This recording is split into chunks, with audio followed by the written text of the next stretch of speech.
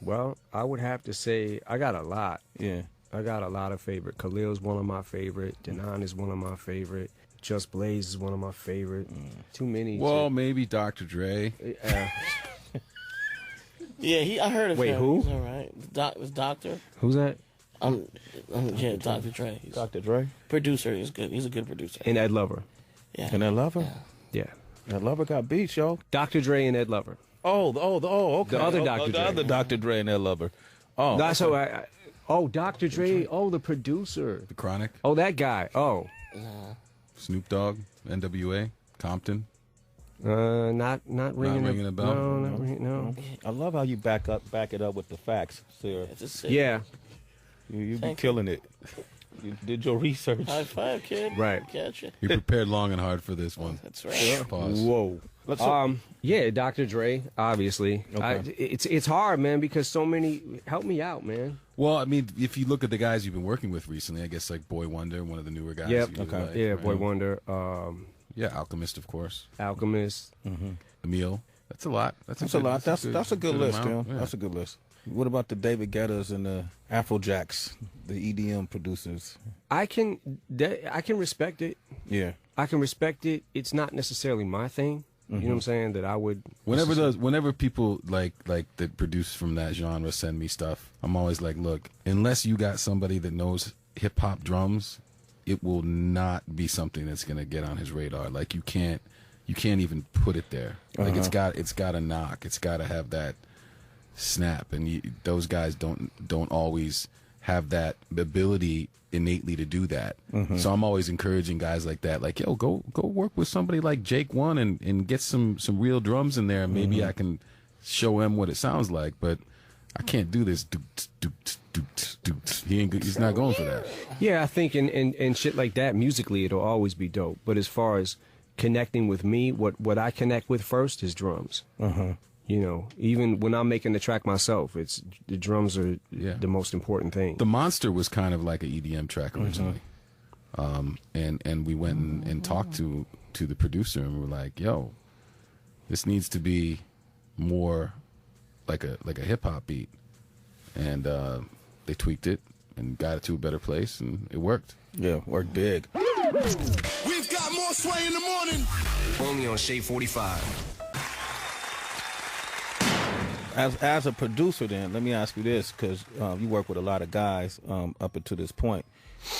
And initially, you know, because you're Eminem, you know, I'm sure people, when you start getting in the producer realm more, or people start finding out more that, oh, this dude actually produces, it's almost like you got to start all over to prove yourself, right? So who were some of the most challenging projects or songs, artists that you work with making songs for? Like, what was your big... As far as producing? Yeah, as far as producing. Well, making beats like Renegade, producing, and the Moment of Clarity. The Moment of Clarity, yeah. That shit is just fun for me. Just to even hear Jay rhyme over a beat that I did is like a fucking dream to me. You know what I'm saying? So it's like, I don't know. I just do beats. When I do them for fun. Yeah. My thing is, like, I'm a stickler for chord progression, and I always try to make shit that feels like something.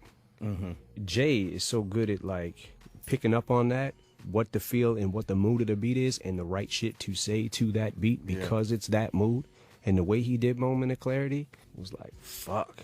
If skills sold, truth be told, lyrically, I would be Talib Kweli. Yep. Yeah. Common sense. Yeah. All right. Some classic lines on there. Yeah. It's like to make the beat for Nas, like to do anything like that. Yeah. Making a beat for Redman was like, I'm making a fucking beat for Redman. Yeah. And those guys are like some of my favorites of all time. Like, obviously, any accolades or anything that ever comes with this territory, man, I'm always appreciative of. I love it. I you know, it's great.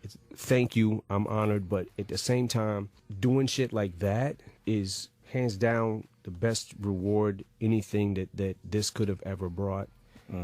Being able to make a beat or rhyme with some of my idols is incredible to me. So that to me is where I get the most excitement doing You know, That's great. Like you got a lot of new artists too. The Kendricks, the Drakes, all these different guys that are now at the forefront in this generation. Are there any of those guys you would like that you haven't worked with as a producer that you think you would get similar excitement from? I mean, I would fuck with any of them. Yeah. Yeah, I mean, I think that one of the things, I don't know if, like, I've been saying this for a while, I don't know if everybody knows that I make beats. Yeah. Or everybody knows that, and I never, based off how we're talking now, I would never just come out and say, yo, I did the beat for this and I did the beat for this, but like, I've been doing, Dre has given me the freedom to, more than I ever could have dreamt on the first album. Mm-hmm. With being able to make some of my own beats on that album, and then the Marshall Mathers LP, and I didn't even know at the time what I was doing. Yeah, like am I producing record? What am I doing right now? Like I just like I like the feel of this. I got an idea of how I want this to feel. You know what I'm saying? Mm-hmm. Yo, whoa. That was I just what happened? Just killed it. What just happened?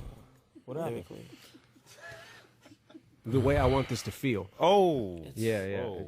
I mean, damn. This is the mature thing to do when you're doing a fucking serious interview. Yeah, about a heavy drama. Pun intended and no pun intended. Yeah. Yeah. A serious interview. I get it. Okay, I'm slow. I'm a little slower right now. I thought because serious breathing is overpowering your answers right now. Right. That right. Maybe he could pant out a question too. Yeah, I could, but I'm allergic to your hat. I don't know what's in it. Damn. A dead squirrel or just like. Go ahead, Sear. Hit us with one. I have a question. What was your favorite sneaker to wear instead of Nikes? Favorite sneaker to wear instead of Nikes. Instead of Nikes. Instead of Nikes. Yeah. I don't really have one. Like when you were coming up, like Adidas or.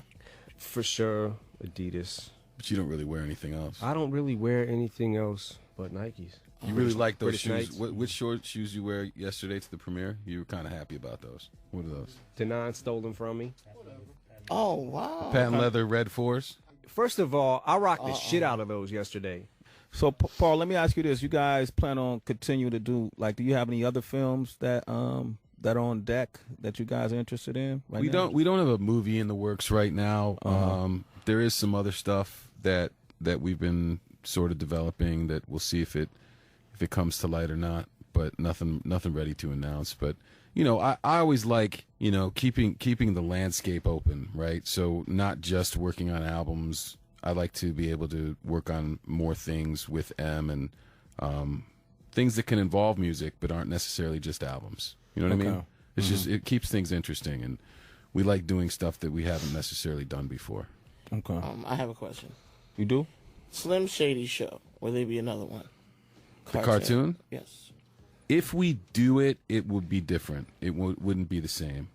Okay. I'm actually talking to some people about an idea that are interested in doing something a little bit different. That is interesting. If it comes back, it will be in a different form. Thanks for asking that question, by the way, because I never know what the fuck is going on. You know what I'm saying? Hey, so I'm glad to find that information now. Hey, brother.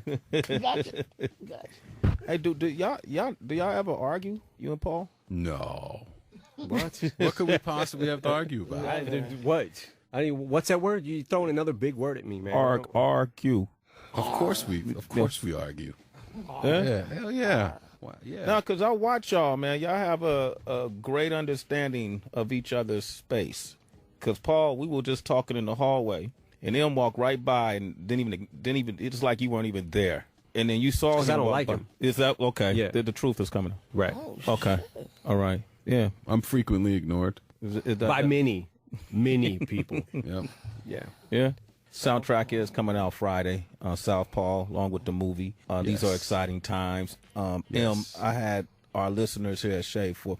Let's talk about Shade45. Yes. Let's talk about Shade45. I have a vision similar to Lollapalooza, South by Southwest, Coachella. Coachella of us. The Fresh Fest, 1980. How can I be down? How can I be down? Jack the Rapper. Something like that.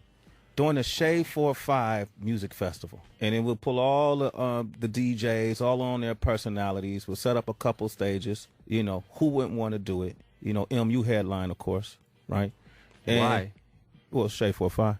And I think... Why? why would we do that? Yeah. So the Shade45 listeners could be even more, attached to One of the Shade problems I 45 see owners. with it is that Shade 45